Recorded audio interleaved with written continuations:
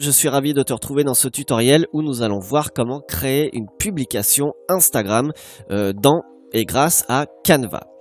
Canva, c'est un éditeur en ligne, un éditeur gratuit qui te permet de créer tous tes visuels d'une façon très professionnelle.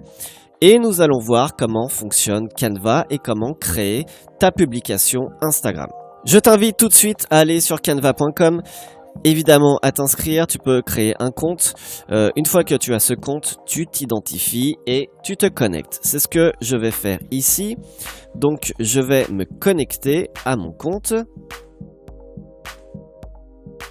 Et c'est parti. Je fais créer un design. Et là, tu vas voir tous tes designs, tous tes paramètres, tous tes gabarits pour créer tes designs. Vraiment, tous tes designs, c'est hallucinant. Canva.com est juste hallucinant pour ça parce que, comme tu peux le voir, tout est préprogrammé. Ici, c'est ce que j'utilise le plus, donc les formats A4, les publications Facebook. J'y reviendrai dans un autre tuto. Fond d'écran, donc format HD. E-book, bannière YouTube, logo, etc., etc. Et ce qui nous intéresse ici, dans ce tutoriel, c'est les réseaux sociaux. La publication Twitter, publication Facebook, appli Facebook, etc., etc. Et là, tu as publication Instagram. C'est super bien parce que tout est déjà préprogrammé. Et tu vois les dimensions 1080 pixels par 1080 pixels. Donc, tu cliques dessus pour créer ton premier design. Et ici, tu arrives sur ton tableau de bord, en tout cas sur l'espace de travail de canva.com. Premièrement, je vais enregistrer mon projet. Donc, je vais pas m'embêter, je vais mettre tuto Canva Instagram, tout simplement. Je fais terminer ou entrer. Et ici, tu vois, tu as déjà des modèles Canva, des modèles préétablis pour créer tes designs, créer tes publications. Donc tu vois, si tu cliques dessus, eh bien c'est simplement génial. Donc à toi de checker un peu tous les designs, tous les modèles. Mais ici, ce qui va nous intéresser, c'est de partir de zéro, évidemment, parce que ça c'est très bien, c'est vraiment très bien pour voilà, pour avoir une base solide où tu peux modifier, mais c'est un peu fait pour les flemmards, hein, quand même, on va pas se le cacher. Donc ici, nous allons partir de zéro. Régulièrement, pense à enregistrer ton projet à chaque modification, c'est très important, comme sur n'importe quelle plateforme de travail. Ici, premièrement, ce que je vais faire, c'est importer une image. Donc j'importe l'image qui m'intéresse, qui correspond à la publication que j'ai envie de créer. Je te recommande évidemment tous les sites d'images libres de droit, évidemment, du type Pixabay, etc., etc. À toi de voir ce qui correspond à tes attentes, mais surtout utilise bien des images libres de droit, c'est très important. Donc ici, tu vois, j'ai toutes mes images, toutes les images que j'ai pu importer. Si tu veux en importer d'autres, tu fais télécharger vos propres images. Tu vas dans le dossier où il y a toutes tes images. À toi de voir, évidemment, c'est selon. Mais en tout cas, moi, je vais prendre une image que j'ai déjà téléchargée. Donc, par exemple, je vais prendre, je ne sais pas, celle-ci. Allez, le petit papillon. Ici, j'agrandis, tu vois, tu mets dans un coin, ta souris dans un coin, tu cliques dessus et tu peux agrandir ton image et la positionner où bon te semble. Donc là, je vais respecter la règle des tiers, c'est-à-dire en photo. Tu vois ce qu'on appelle la règle des tiers, c'est-à-dire que tu dois visualiser ton image qui est divisée en trois parties sur la hauteur et sur la largeur. La règle des tiers, c'est que justement, pour plus de pertinence, il faut que ton sujet ou ce que tu veux mettre en valeur soit sur un des tiers de ton image. Ici, je vais choisir le tiers droit, c'est-à-dire ce tiers ici pour notre papillon. Une fois que c'est fait, une fois que tu as placé ton papillon, eh bien, tu peux garder la place ici pour ton texte.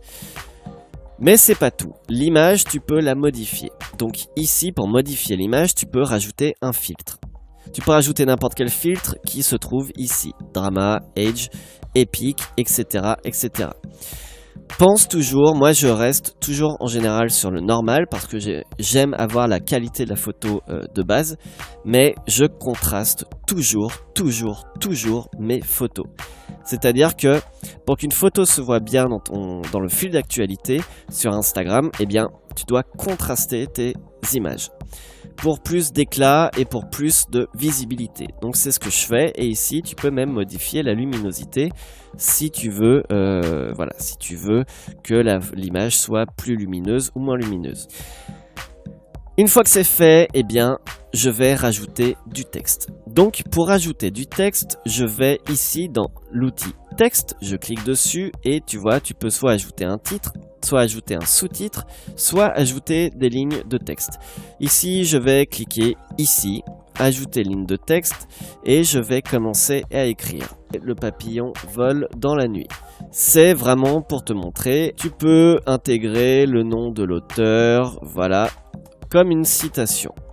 Une fois que tu as ça, comme n'importe quel traitement de texte, tu peux modifier l'aspect de ton texte. Donc ici, je vais changer la taille, je vais mettre en 28. Je vais ici changer la couleur.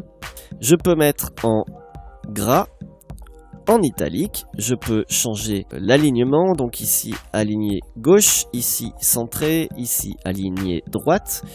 Ce qui va m'intéresser dans le cas de figure de cette image, je vais mettre aligné à gauche. Ici, tu peux mettre en majuscule, minuscule, je vais laisser en minuscule. Ici, tu as les puces, donc ça, c'est si tu as une liste, par exemple. L'espacement entre les lettres, donc à toi de voir l'espacement qui te convient. La hauteur de ligne, donc tu vois la différence, tu vois vraiment la différence. Idem, à toi de voir. Et ici, tu as toutes tes polices d'écriture. Pense tout de même à garder des polices d'écriture qui restent visibles. Je vais augmenter. Ouais, pourquoi pas.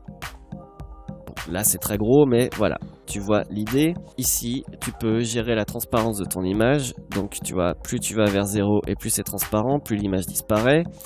Donc c'est à toi après de gérer comme bon te semble. Tu peux modifier les couleurs du texte, mais les couleurs indépendamment, c'est-à-dire que si tu surlignes ici une partie du texte, eh bien tu peux mettre, je sais pas, en jaune ou en noir, peu importe. Ici tu vois, tout dépend de la zone de ton texte. Pense à toujours que ce soit visible. Ici c'est plutôt cool parce que tu vois le texte s'insinue vraiment dans les parties claires de l'image. Donc pense à bien positionner ton texte sur ton image. Ça va permettre une meilleure visibilité, ça va permettre de pouvoir bien lire correctement ton message parce que c'est important. Si tu publies quelque chose, eh bien le but c'est que ce soit lu, c'est que tes publications soient lues, donc pense bien à que ce soit vraiment lisible.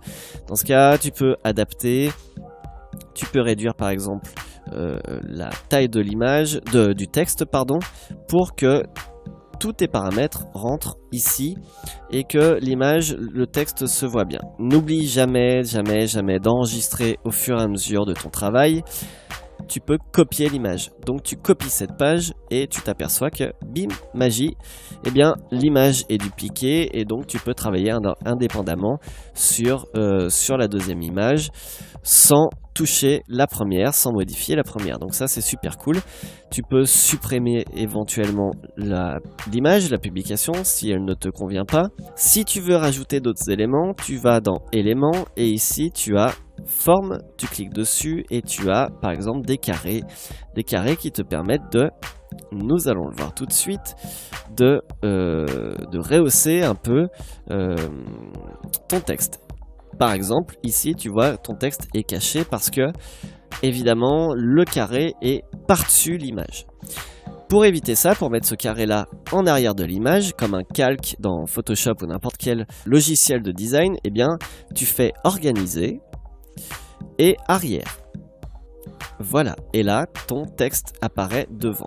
Ici, j'ai un cadre blanc et un texte blanc, donc on ne voit pas le texte blanc.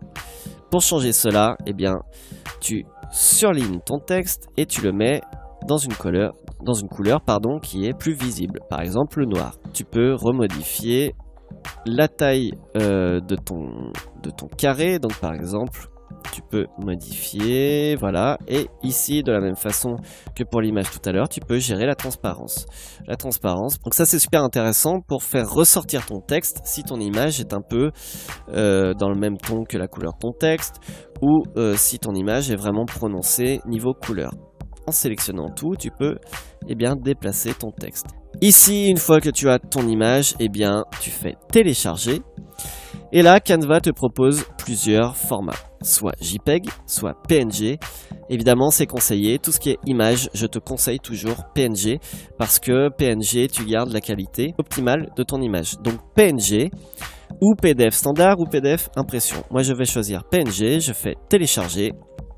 Et là, comme par magie, ton design, ton image est téléchargée dans le bon format, c'est-à-dire le PNG, et elle se retrouve dans ton dossier de téléchargement. Donc après, tu récupères cette image et tu peux la mettre sur Instagram en l'occurrence. En tout cas, je te conseille Canva ou canva.com. Inscris-toi, c'est gratuit, tu peux faire en illimité, tu peux bosser en illimité sur tous tes designs. Je te dis à bientôt pour un autre tuto du même style. En attendant, prends soin de toi et à plus. Ciao!